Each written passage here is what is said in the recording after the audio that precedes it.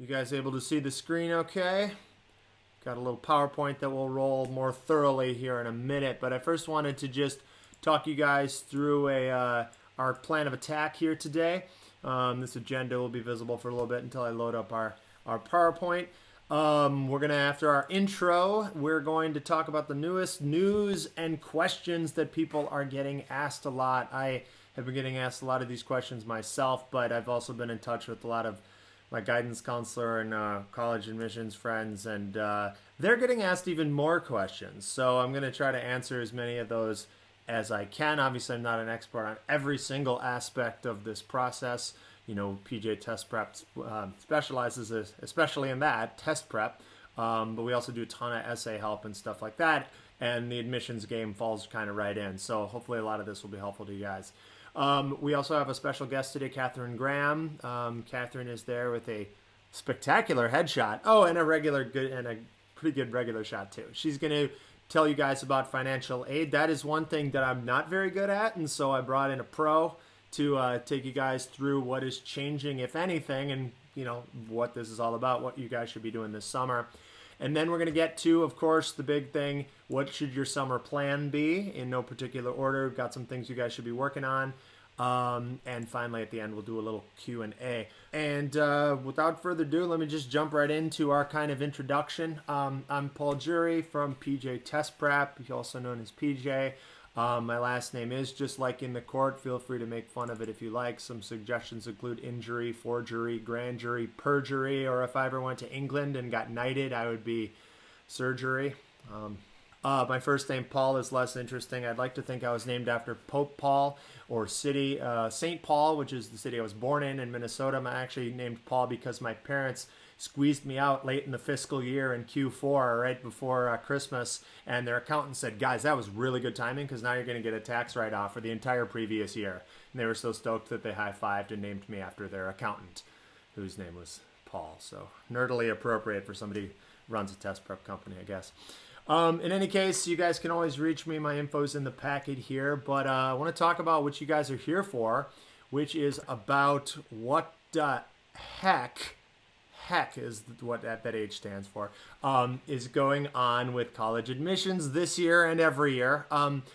The good news is a lot of the things that you've been taught over the years before the apocalypse happened in 2020 will still remain true. Just some of the scales are shifted a little, and there are some new things that are coming in, but I'm going to try to shed as much light on that as we can, and Catherine's going to help me.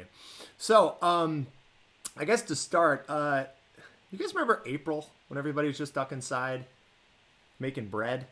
You guys remember February when the biggest problem that everybody had was 2020's bad because Kobe Bryant died? I miss Kobe. I also miss February. Everything is changing right now, guys, but one thing that is not changing is college. There is still going to be college. You're going to go to college. It's going to be fine. We will even get back to go onto campus pretty soon. We'll be all right. So let's talk about what we can do to try to get you guys there. First, some news. For rising seniors, 21 grads, the main thing that's different for you guys, besides some of the timetables being pushed off because of COVID and because your grades are devalued a little bit this year with the spring, I'll talk more about that a little bit later. The main thing is the SAT, ACT updates. The UCs and everybody else in the country is going test optional for this year. I believe there's still a few schools that are test requiring, but that's sort of insane this year. I mean, I'm a giant test nerd. I love tests, but like some people aren't going to be able to take them this year, so it's okay that they're going test optional. Our recommendation is, if you have a chance, to still try to do it because basically the pressure is reduced off of SAT and ACT a little bit this year. You don't have to take it. You can, and if it helps bump your grades up, then awesome, that will help you. If you don't do as well on the test as your grades indicate maybe you should, then you don't have to submit it. It's a kind of a win-win. So I would still go ahead and try to take a shot at it, but it's less pressurized. And if you're like, I just absolutely hate these tests, I have a 4.5 GPA, but I can't even spell my name on the SAT, for most of your schools, and double check with your schools, but it is optional. As a result, we're going to talk about this more later too, but the essays that you're writing to, explain all of this time where you didn't have any grades or test scores is going to be extra important, so we'll cover that later. For rising juniors, you couple sophomores in the group here, You guys weirdly might be like the most normal year, or the last normal year I've kind of been referring to. Test optional UCs again, and it depends on how long the COVID affects the SAT and ACT, although I would imagine that by next spring, which is the primary testing season for juniors, probably things will be mostly normal again, so they may go back to requiring them. A lot of schools will. The UCs won't. They've announced that they're going to stay test optional for a couple years. I'll get more into that in a moment. But hopefully we won't have a lot of COVID getting in the way by next spring. And so, given that you guys aren't going to be a big part of the UC changes, and hopefully the pandemic will have blown over, sophomores, kind of mostly, fingers crossed, mostly normal for you guys. Younger, hopefully no COVID. Thank God, and we'll be done with that. The UCs have announced a big testing change. I don't know if you guys heard this, but despite the recommendation of what the study they commissioned back in February recommended in favor of keeping the SAT and the ACT, they decided that they are going to, in theory, give a boot to the SAT and the ACT over time. For the next 2 years, if you're a junior or a sophomore, going to be a senior or a junior, the tests will be test optional, which means, as we said, probably take them if you can, but you don't necessarily have to if they don't help you. Supposedly, they're going to be test blind for the next 2 years after that, as in they won't even look at your SAT or your ACT even if you submit them, which is a pretty big deal. If you are applying to out-of-state schools, which nobody else has announced they're doing that, you probably will still have to take the test for those schools, which probably will be requiring them again by then. I mean, at least some of them. Some will be test optional. But that may make a difference for anybody younger's planning. And then after that, for rising 8th graders and beyond, so people who are very young at this point and not on this Zoom call, supposedly they're talking about trying to roll out a new test. I'm skeptical of that, but we'll talk about that in a minute. But then they would use that to sort of help offset your grades, and we'll see what happens with that. So is this actually going to happen? I don't know. Obviously, everything is super hard to predict right now. It's also hard for me to talk unbiased about this thing since I run a test prep company, although running a test prep company, I'll be the first to tell you all the things that are wrong with the SAT and the ACT. So I'm just going to try to focus on the impacts that this is going to have to you guys directly, whether or not you like this change or not. So as we said, maybe still take the SAT or ACT if you are a junior or a senior. I would say probably do so. After that, for other schools, you might still need to, but not for the UCs. After that, it's hard to say. If there's a new test, students will take that if any of you guys have younger siblings. But they'll probably want that to be in school. I mean, one of the problems they say they have with the SAT and the ACT is that it's not in school, and so it favors kids who are able to have transportation to places on weekends. So if they're going to just do that again, that would sort of not fix that problem. So it might be something you take in school. It may impact what it takes to get into a UC, what will be valued and what won't be. And I do want to talk a little bit more about that, but I need to backtrack for a second because this sort of depends on the whole argument of what colleges are even looking for in the first place, which is an important building block to lay into our presentation here in the first place. So usually, guys, the quadrants of what schools are looking for looks a little something like this. Grades are always like the most important thing. That's, universally accepted as kind of the best measure of how a kid's going to perform in college. Grades aren't perfect. There are issues with them, as you know, grade padding, grade cheating, schools where it's harder or easier to get good GPAs and so forth. And so the SAT and the ACT have traditionally been thought of as a way to kind of double check that or give a kid a second chance. Like if a kid has a not so great GPA because something happened at home sophomore year and their grades slipped, or they're at a really hard school or they're taking really hard classes, maybe they can prove that their GPA could be even higher with a good SAT, ACT score. Or, the other way to do it is that we all know that kid anecdotally who has like a 4.8 but can't even tie their shoes because they've been, bribing teachers or cheating or just doing a ton of extra homework. Well, if you have a 4.8 but you can only get like an 18 on the ACT, what's going on there? You've been bringing suitcases full of unmarked bills slipping on your teacher's desk or what? So this left side of the chart here is supposed to be like your academic performance. The grades are more important. The SAT, ACT is sort of a check on that. Obviously, your activities are very important. and the things you're doing outside of the classroom. And then, of course, there's you. That's the essay, that's your teacher recs, and that stuff. So this is normally what it kind of looks like in a non-plague year. This year, because the SAT, ACT, and activities, and even grades to some extent, are being devalued a little bit by the fact that you're stuck in your house doing your classes on Zoom and you can't go play in that soccer tournament or participate in that debate tournament. The only one that's not being devalued is who you are, what your essay is about. A lot of schools will have a quote from a TCU counselor later talking about the narrative that you create about, and I'm going to say this again and again, but don't write your essay directly about COVID, but like what you did with that time, may show something about you that can really help push you up. So this year is what it's going to look like. If we jump forward to 2024, for any of you guys have elementary school siblings, kind of the same as now, just the SAT, ACT has been replaced by crazy mystery test, whatever the heck that is. And otherwise, it'll kind of be back to normal. This year, or actually not this year, if the UCs get rid of the SAT, ACT, and or fail to develop their own test, we may be dealing with a situation like this. So we'll see if that happens. This is obviously exaggerated, but grades really would become more important if there was no SATs and ACTs to sort of offset them. So for younger students, might add a little bit more pressure to things. I mean, what if a single A- eliminated you from contention at UCLA? That would suck. It might be easier, though, to get into good UCs with just really good grades. Like if you just have an amazing GPA, it'll be easier to get into some of those places at the expense of people who have a 3.8 or a 3.9 and they have a 1600 on the SAT, but that no longer matters anymore.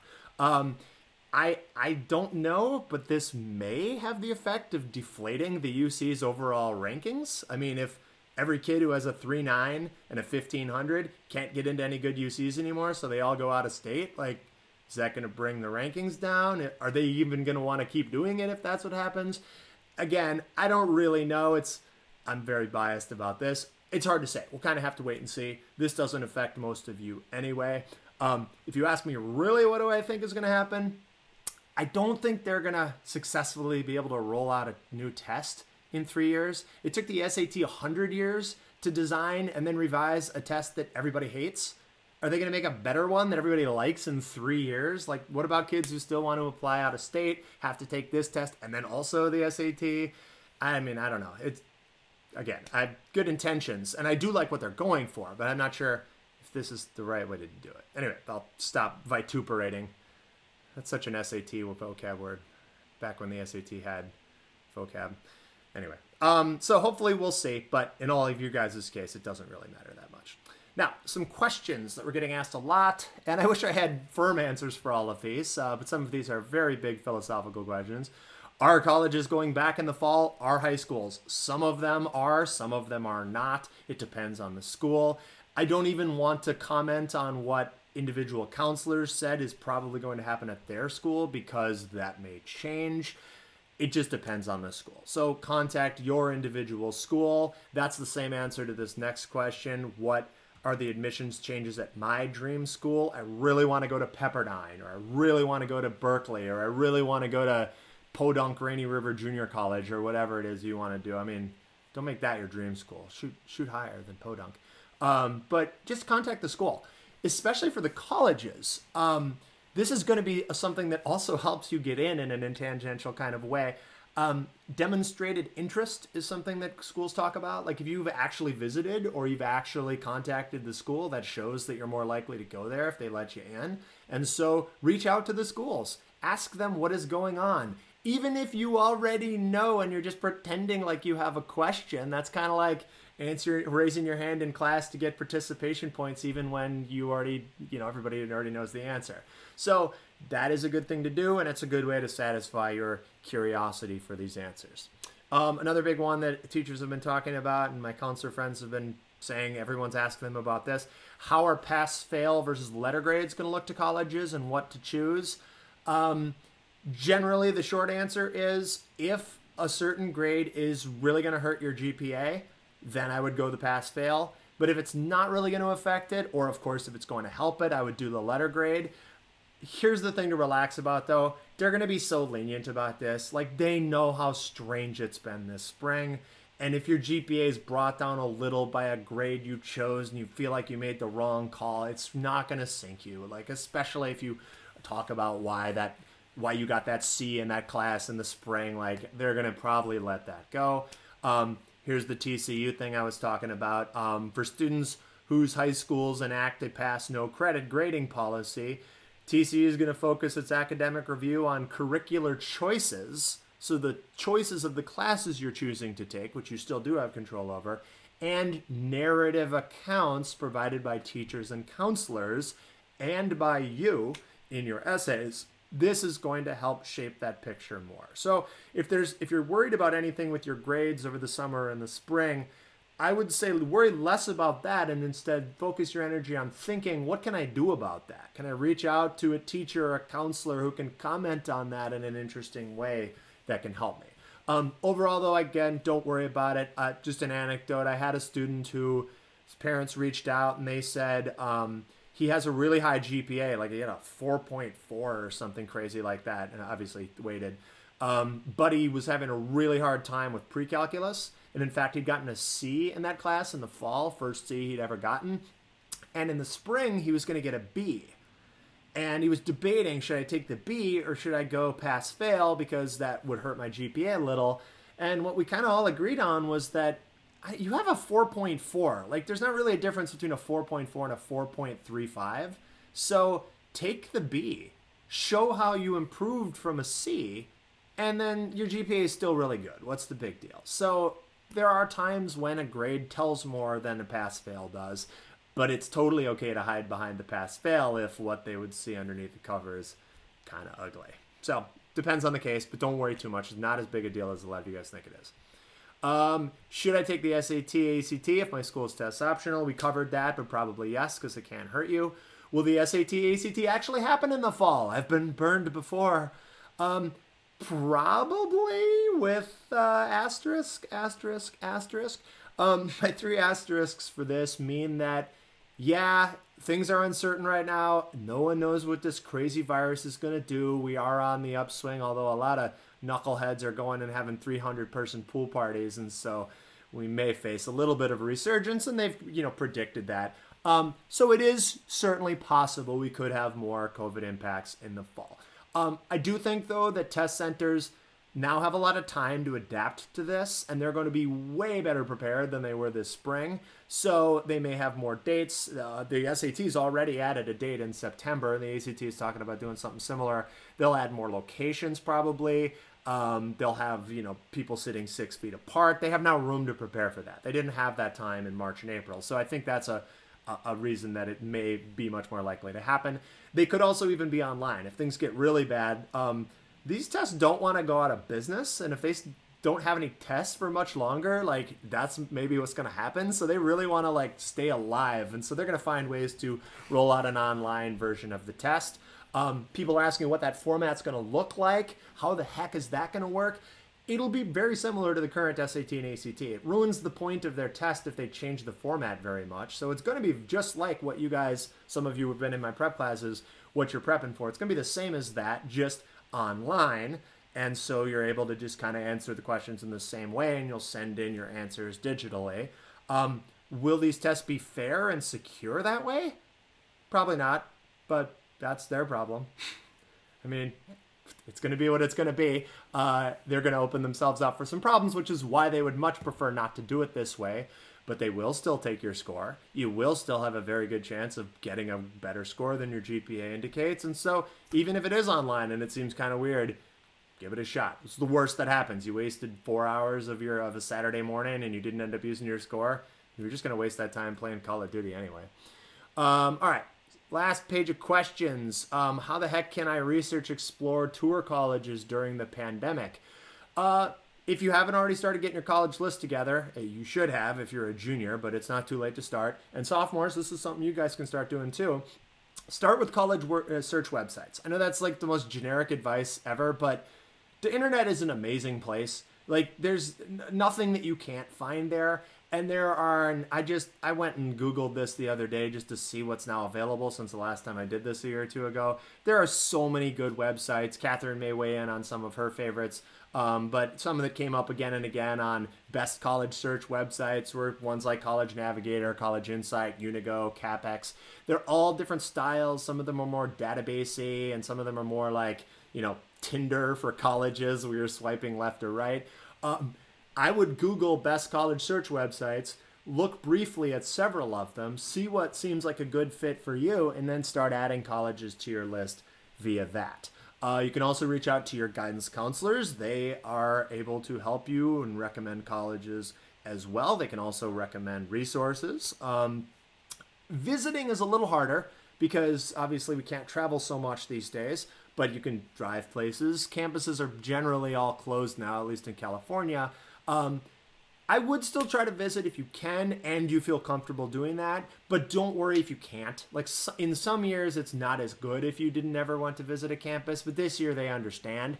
Do contact your college in some way though, so you know that they know that you're interested. And there's virtual tours and stuff as well. Like there's all kinds of ways. All these colleges know what's going on. It's not like we just invented the webcam, so they all have college tours. You can get a sense of your schools that way, and you can certainly let them know that you've been doing that. So those are some of our questions. One question I don't have good answers to is financial aid, how it is changing and what you guys should be doing. So I want to turn it over now to Catherine Graham, who is our local financial aid expert and founder of the Financial Aid Shop, who's going to talk to you guys about some tips on dealing with all this right now and some plans for debt-free college education. I think I'm going to have to bust out of this PowerPoint so I can share my screen with you, Catherine. Hello, everybody. How are you? Thank you for taking your time on a Saturday, Paul. I think you offered some great advice.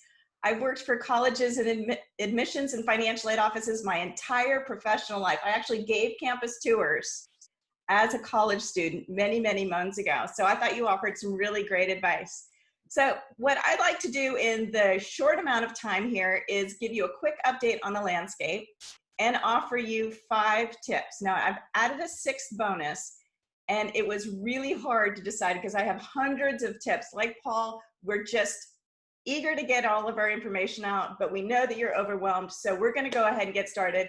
And what I'm hopeful to provide to you today is how you can use your summer to get organized and started on your financial aid journey to complement your admission journey.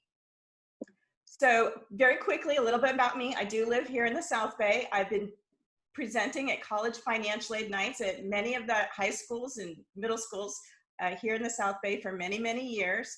I am a college financial aid expert, having worked in the field for 25 plus years.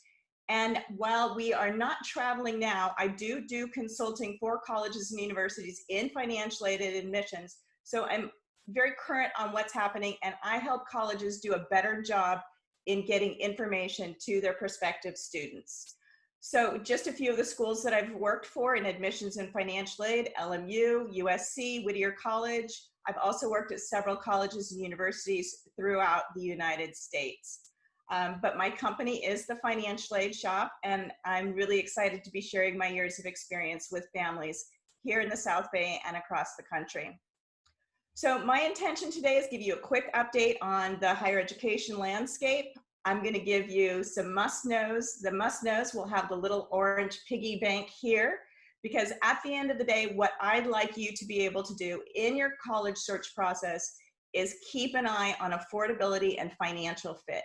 We want your students to graduate with as little debt as possible, and as parents, we want you to protect your retirement and minimize your debt as well. And it is possible to go to college debt-free, but it does require planning. And we'll talk a little bit about some of those tools in today's presentation. And last but not least, we'll have some questions at the end.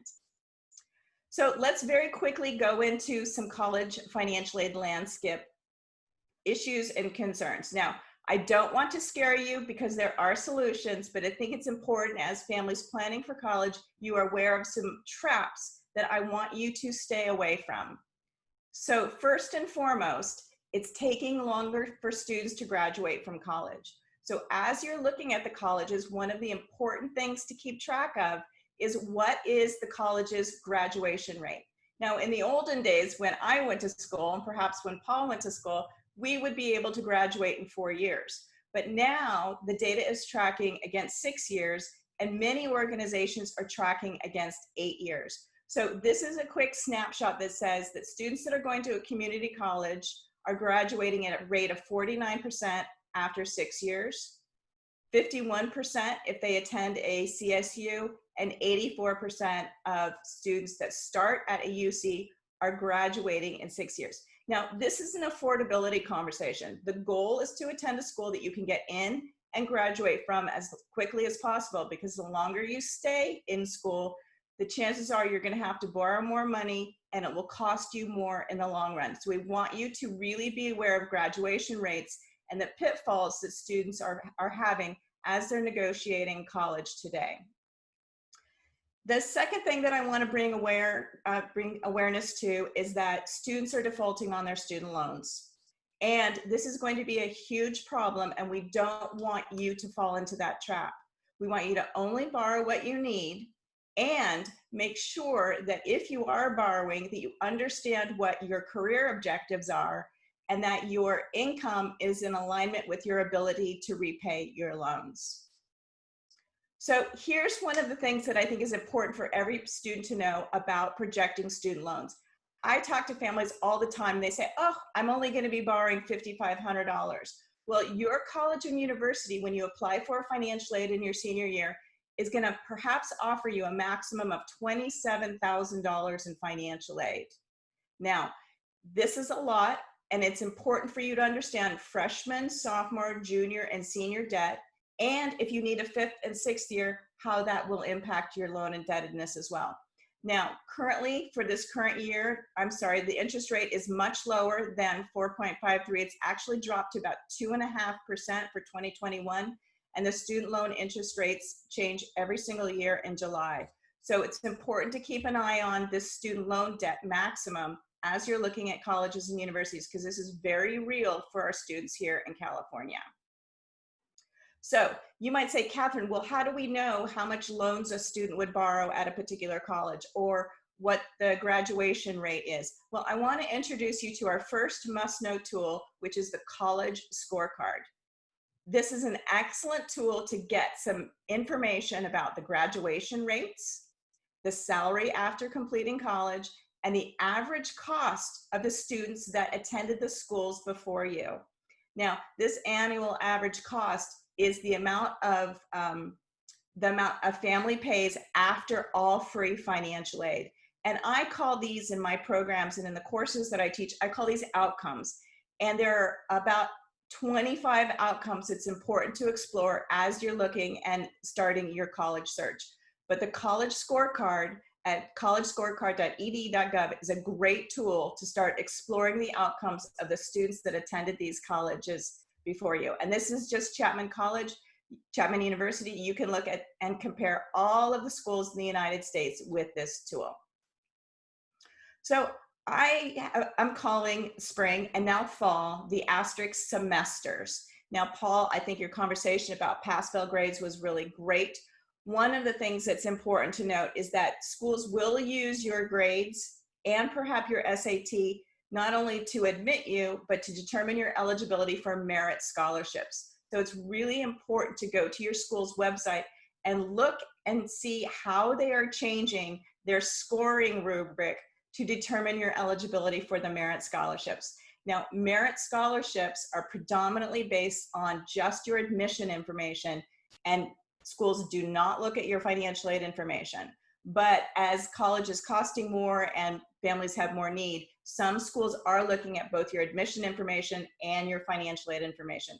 You could go to your school's websites that you're looking at and seeing what their merit scholarship award processes are. I'm not going to spend a lot of time here, but the other thing that I think is important is that one of the best ways to communicate with the financial aid office is to go to their website first. You can get as much information there as possible. Schools are required to disclose costs of books, costs for tuition and fees, healthcare, insurance. So go to the financial aid office's websites, learn about the programs, and then flip over to the billing side so you can understand how families are paying for college today.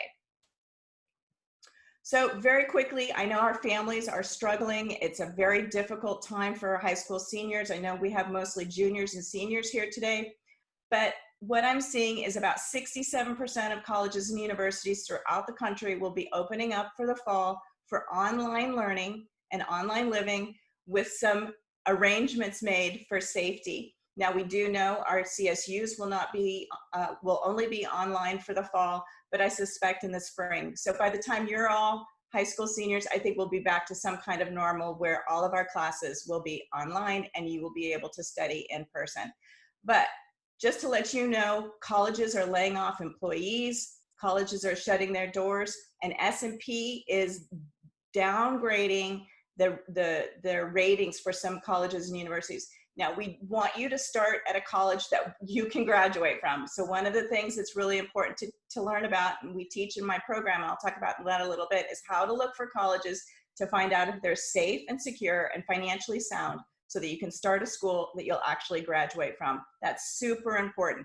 I've talked to parents, they said, my students started at college X, but they shut down. What do we do? It's a very expensive endeavor, so we want you to find schools that are safe and sound financially as well. Very quickly, what's happening as a result of the CARES Act?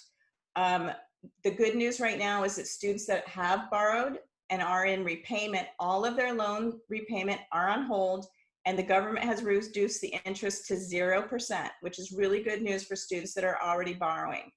Now, this deferment is going to expire in September of 2020, so I'm not sure if it will be available for you, but I suspect we will see an extension in this grace period into the fall of 2020.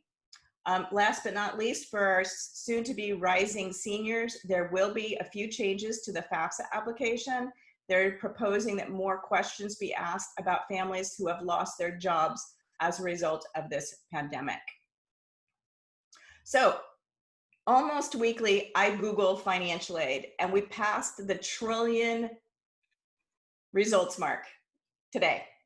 This is so much information. Paul, when you go on, do you think, oh my God, this is so crazy? I was counting down for that 1 trillion number, man. I'm so happy. Man, it's a big number. It's like our student loan debt, $1.6 trillion. It's just such a big number, so many zeros. So anyways, when I find families Googling financial aid, I see a lot of craziness. Oh my God, hear no evil, see no evil, speak no evil, where to begin, what questions to ask. Stress levels go up. Armpits get sweaty, you can't sleep at night, and you think, oh my gosh, can I afford college for my kids? Where are they gonna go so that we can graduate without super huge debt amounts? You don't need to DIY alone. That's where I come in. And you also, I'm gonna make a call out, you don't need to pay thousands of dollars for a financial aid consultant to do the things that with quick and simple trainings, you will be able to do yourself. So save your money for books and supplies and continued tutoring, but there are ways that you can learn about financial aid without breaking the bank. These financial aid consultants that are charging thousands of dollars will tell you it's hard, but it's not. You just need to know your vocabulary and get some tips under your belt. So Googling financial aid, don't do it. It's too crazy. So very, very quickly, I know that we're on a short amount of time. Like I said, I have hundreds of must-knows, and Paul and I talked, we had 15 minutes, so I've got 4 more with 1 bonus tip for you. I did not include in my must-knows 5 tips that I have in my free guide that's available on my website at thefinancialaidshop.com. I have 5 brand new tips in there if you'd like to get more information about how to talk to your kids about college, financial aid, and money, how to save, taxes, all kinds of good information there. So let's go ahead and get started. And here's college planning must-know number 2, the FAFSA. The FAFSA is the free application for federal student aid and is completed for the first time in the senior year of high school. And the application is available on October 1st. Now, you don't have to complete it on October 1st, but you want to be ready to go to complete it as quickly as possible. And there are deadlines. At the latest, here in California, you want to complete the FAFSA by March 2nd of 2021. But each school will have their own deadlines. Some schools, if you apply to a private school, will have different deadlines for different stages of their application process. So if you're applying early action, they might have a different application deadline for the FAFSA. if your regular decision, there's different deadlines. So it's important to understand the dates and deadlines that the school is requiring for your FAFSA. Now, the FAFSA is free. You should not have to pay to have the FAFSA completed for you.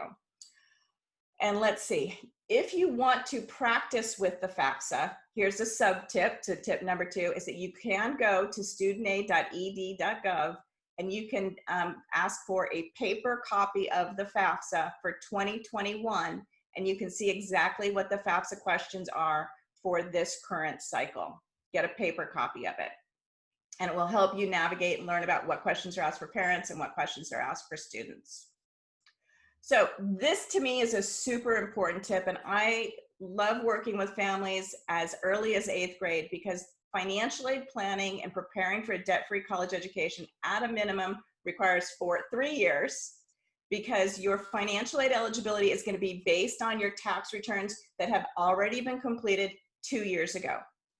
So if you are a rising senior, your student will be a senior in the fall, you'll be completing the 21-22 FAFSA, which will be available on October 1st of 2020, but it'll be against your 2019 tax returns. That seems like forever ago, doesn't it? But this is financial aid for September or August of 2021. So for our rising junior parents, your FAFSA will be completed based on the tax return that you've already completed. So there are things that are important to know about this process. We can't cover it all today, but this is called prior year income. Tip number 4, families say to me, I'm not going to apply for financial aid because I'm not going to be eligible. I have too much equity in my home, or I've saved too much retirement, or I have a business, or I have a fancy car. These are the 4 things that are not counted when you complete the FAFSA application. Your home equity is not counted at all. Now, if you have if you have a condo or a second home, a vacation home in Maui, those additional assets or investments you would have to report, but by no means does the FAFSA application ask for your home equity. If you have retirement accounts, you do not report your retirement. And if you are a business owner and have more than 100 employees, you do not need to report the assets associated with your business. And last but not least, you do not need to report any of your possessions, cars, jewelry, or other tangible items. So tip number 5, this is the methodology. This is how financial aid works, how colleges determine your eligibility for financial aid. The cost of attendance, you can find on every school's website, is tuition fees, room and board, books and supplies, personal and miscellaneous expenses. There's a cost of attendance typically for living at home, living on campus, and for living off campus. So you take the cost of attendance and you subtract the expected family contribution, and I'm going to give you how to figure out that expected family contribution today, equals the amount of financial aid that you're eligible for. So this is the general methodology. This is the important must know, and this is how schools will determine your eligibility. So if your demonstrated financial need is less than the cost of attendance minus the family contribution, you'll be eligible for financial aid. So Paul, if we have time, can I give a quick example? Yeah, go for it.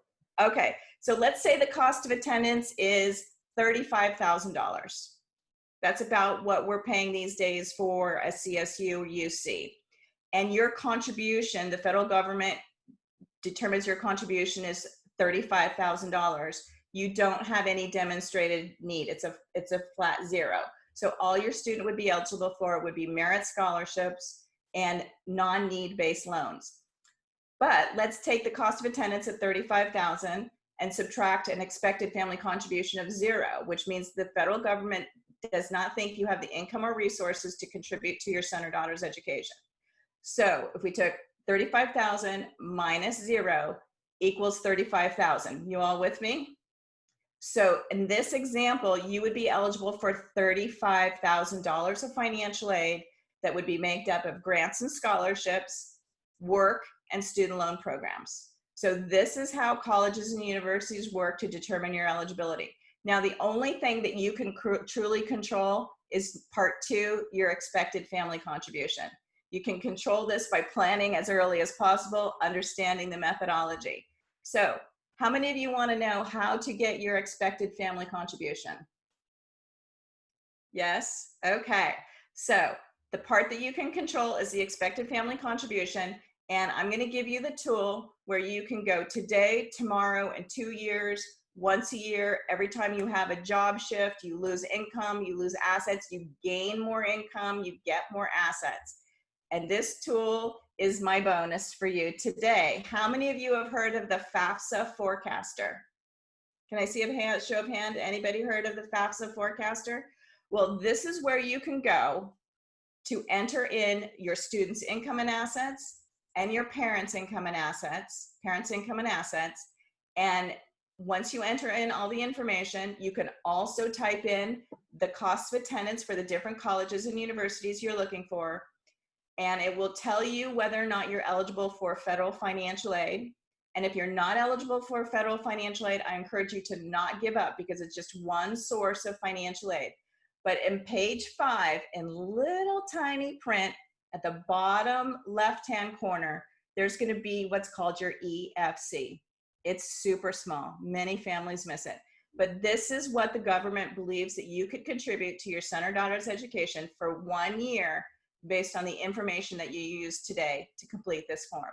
You can estimate, you can project, you could use your actual 2019 income taxes, you could do your 2020, but you can use this tool to determine your federal government's EFC that can help you plan and figure out whether or not you can afford to send your kid to college, or what the federal government thinks that you can pay. Now, this is just one tool. There are many others. And unfortunately, we don't have enough time to go through all of the tools and all the resources, but this is one that I think helps families do some planning. And it's good to know what the federal government thinks that you can contribute to your son or daughter's educational expenses. So then you can go back to this formula here, get the cost of attendance for the schools that you're looking at, subtract the expected family contribution, and then you'd know what your demonstrated financial need would be. Does that make sense? I know we're going really fast, but these are, I think, really good 5 must-knows. So that's the FAFSA forecaster. If you just Googled FAFSA forecaster, it will come right up. And again, you want to go to page 5, bottom left-hand corner, to get your EFC. I don't know why the federal government hides it. It's kind of crazy. Anyways, that's what I have to introduce you to some financial aid tools online to give you some food for thought about student loan indebtedness, getting the outcomes of students that have attended colleges before you. If you'd like to stay connected with us at the Financial Aid Shop, I post regularly on Facebook, the Financial Aid Shop. I have a Friday financial aid newsletter where I'm providing at least 4 tips every Friday. Families planning for college, or if you already have kids in college, I offer a live financial aid Q&A every Thursday night from 6 to 7. I answer crazy questions that families get about college financial aid. And I do have a free guide, 5 college planning steps to getting financial aid and plan for a debt-free education. All of these resources are free.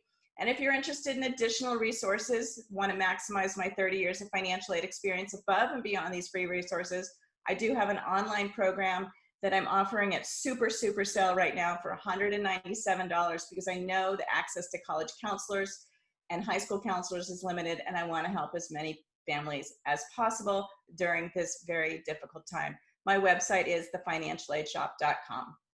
So that's really all I have, Paul, today. I hope I've been right on time. Looks like I've done a pretty good job here. Phew. Absolutely. Well, great. Well, thank you for those tips. I too would encourage you guys not to go to a school that's gonna close and go out of business while you're there, because that would be really annoying to get all your credits to transfer. Also, just bad for your confidence, because you'd think it was like you that made the college go out of business. And it probably was, really. No. Also, guys, one point that she made too that relates back to tests and stuff. Another reason to think about SAT, ACT, even if you're applying mostly to UCs and they don't necessarily need them, is for scholarships. That is an important factor as well. So let's go through one last thing here before we open to Q&A, and that is, what should you do this summer? So first, as I've said, if you haven't been doing this already, guys, build that college list. Get those names, get schools on your list that you're actually going to apply to. That can help you figure out which tests you need to take. We'll talk about basing your decisions on this list. If you haven't started this already, it's, you know, I mean, you guys know the process. You're entering things like the majors that you might go into, the size of the school that you prefer, how exclusive or prestigious or competitive a school you're looking at, where the location is, how much it costs, and so forth. Build the college list with help from those websites, with help from advisors, with help from whomever, from your neighbor who totally went to Pepperdine and says it's totally awesome. Then narrow down this list for you juniors who are going to be seniors this year to a list of 6 to 16 of them that may actually apply to. Now, don't get me wrong, I'm not suggesting you apply to 16 schools, although some of you are going to do that anyway. I would recommend, 6 at least, so you can get 2 in the reach category, 2 in the target category, 2 in the safety school category, or it can be 9 if you're doing 3 of each. But I'm just talking about schools that like you may very well apply to, so that you can figure out what the rest of the stuff you need to do on this list is. Number 3, based on these college requirements, make your SAT or ACT plan. If you are a junior who intended to take the SAT or ACT this spring but didn't get a chance to, my recommendation would be August's SAT, September's ACT, possibly both. We always say colleges are just going to accept whichever one you did better on. Why not try both? But maybe you only wanted to focus on one, in which case pick one of those. And then you can do your retesting in October. Deadlines usually are fine with October. They definitely will be this year, and you can, if you have to, use later dates as fallback options. We're doing a full presentation on SAT versus ACT and a bunch of tricks and strategies about how to improve on July 11th. That's on our website as well. I think some of you have already been to that one, but if you want more information on those tests specifically, we'll cover that then. Grades and activities, 2 other big quadrants of your things. Obviously, these aren't things that over the summer, well, especially not grades, gain a lot, but think of ways that you can be creative this summer. Do something special. Maybe you have some time now that you can't play your sport or something. This would be a good time to teach yourself Swahili or, Ajax coding or something like that. I think Python is big right now, right? Think of stuff you can be doing with your summer. And again, if you're like, no, I have a job that I have to go to. I work at CVS and they're still open. Fine. That's an activity as well. But if you do have time on your hands, be thinking of things that you can fill that academic void with that might look good to schools. But more importantly, that you're actually passionate about. If you're just saying that you're teaching yourself coding because you heard it looks good on applications, they're going to know that. It should be something you actually care about, and then you'll actually do it maybe too. Work on your essay. We're having a full presentation on that on the 11th as well after the SAT, ACT one. Again, these are all free, so you guys are welcome to attend if you want to learn more about that. But maybe you write that essay about that something special that you did. Something we've been talking about in that essay about how you definitely should not write directly about COVID. Like, oh my God, COVID ruined my junior prom. Woe is me. Like, no one cares. Everybody is going through this. Writing about COVID is like writing about going to high school. I go to high school and I work hard at high school. You should let me into your college. Like, you're not differentiating yourself from anybody. So don't write about that directly. That being said, you could write your essay about what happened as a result of COVID. The thing that you got into. You got a job at triaging online patients. And that made you more interested in epidemiology or something along those lines. One kid had a story about how he works at, I think, CVS, and he got punched by some lady who was freaking out during the toilet paper wars of late February or late March, early April. And he learned a lot about, human nature. Humans are panicky creatures. And so you're not really writing about the pandemic. You're writing about a response as a result of it. We also have staying in touch with teachers and counselors for general guidance, of course, but also these are the ones who are going to write your recs, and, they have 500 of them on their plate, and the person who's been in touch with them over the summer or whose name at least they know is probably going to be higher on the list when they still have a modicum of creativity left. So do keep in touch with these people. They're awesome anyway. They can help you. You don't need to keep in touch with all of your teachers, just the ones that you care about. But if there's a teacher who teaches a subject you're particularly passionate about, maybe that's somebody you would ask for advice anyway or for a recommendation. And so it'd be good to keep in touch with that person, at least shoot them an email or, Zoom. I don't know if you can Zoom with them. Maybe that'll be weird. But keep that in mind. And finally, guys, relax. Like, it's going to be okay. I know things are bonkers and all of the prep you thought you were doing for the past years suddenly seems like it's called into question. But like I said at the beginning, you're still going to college. Colleges still want your money. Like some of them are in danger of going out of business. They're like desperate for people to apply there. And so you're still going. You're still going to apply mostly the same normal way. Yeah, there are some quirks. That's what this kind of thing is for.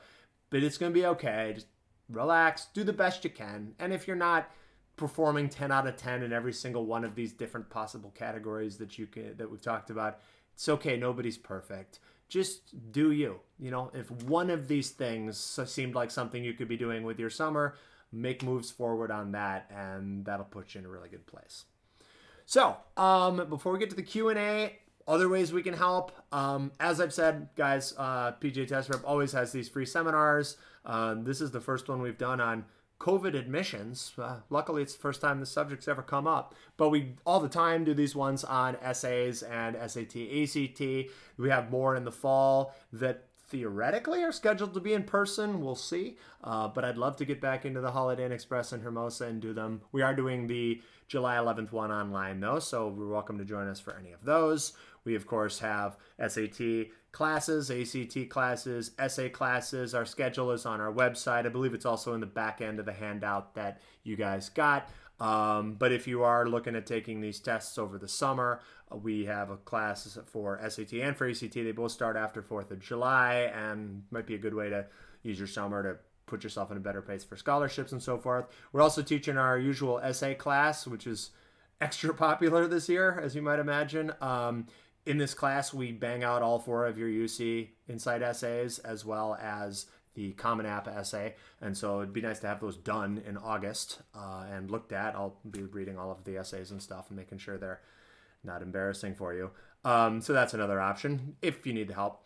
And finally, we have a ton of tutors who have been helping kids, learn pre-calc from scratch or figure out how chemistry works.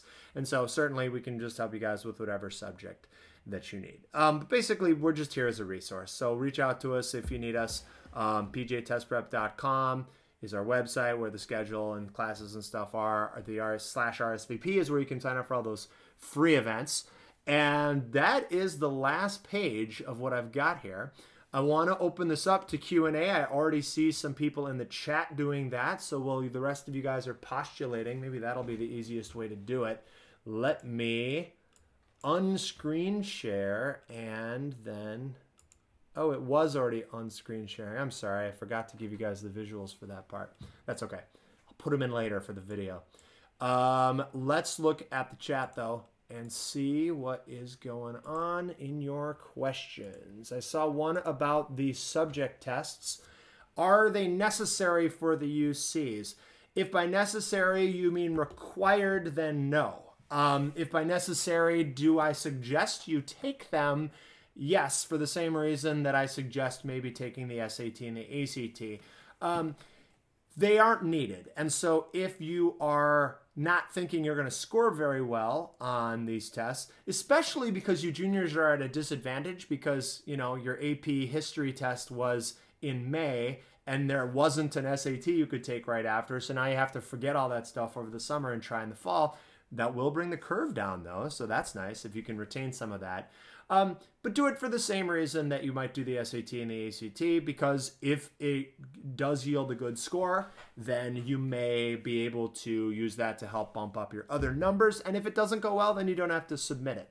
And, I always say, what do you think colleges prefer? Kids who do the absolute minimum required or people who do more than the minimum required? So that doesn't mean you have to do it. If your grades are already like above average for the school you want to apply to, you don't need something else to bump it up. But if you do, if you're, you have a 3.9 and the average admittance at UCLA is a 3.9, you need something to bump you over the line. Maybe it's one of these.